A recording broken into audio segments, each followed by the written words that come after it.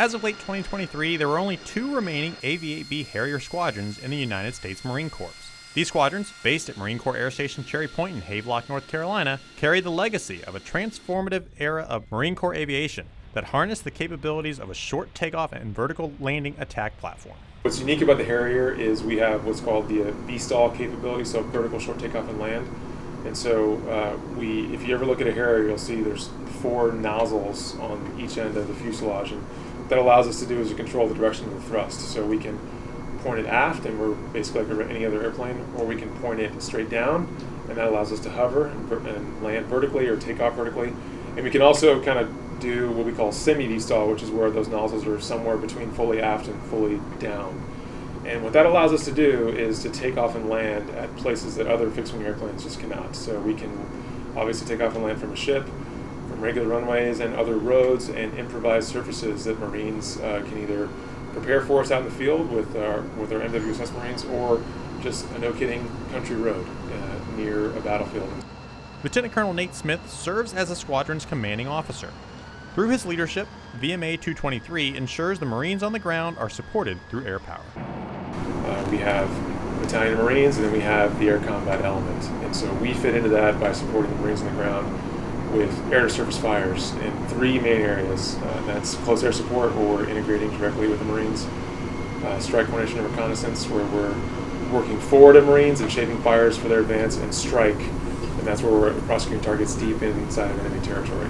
The Harrier is capable of employing a wide variety of general-purpose munitions, along with precision-guided munitions. At VMA-223, pilots often train to employ these weapons using specially designed training bombs at nearby ranges.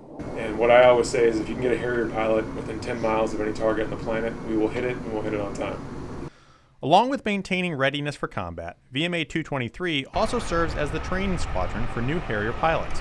For this, they use the TAV-8B, a dedicated 2-seat training jet with fewer hardpoints and combat systems than its war-ready single-seat counterpart. But the Harrier is completely different, especially when you're hovering that thing.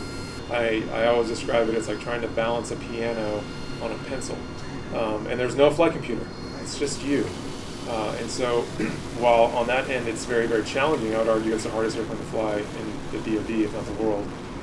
It's also very rewarding because, once you figure it out, you are the one controlling the airplane. There's no computer, there's no fly-by-wire system. It is just you and a hydraulic linkage to the control surface. And so in that instance, we call it like the last pilot's airplane because it's just a lot of fun to fly.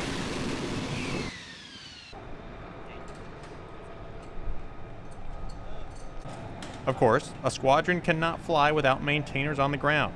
To keep these older aircraft flying, VMA-223 has 2 shifts of maintainers. And so usually the night crew Marines are working on getting the jets ready for the next day's flight events, and then the day crew Marines are executing the flight schedule while also working on airplanes.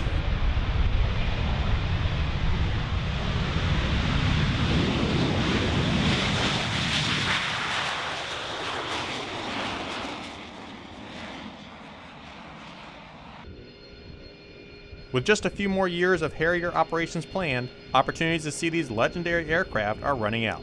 If you want to get one last glimpse at the Harrier in action, make plans to attend the 2024 Marine Corps Air Station Cherry Point Air Show in May. For AirshowStuff.com, I'm Ricky Matthews.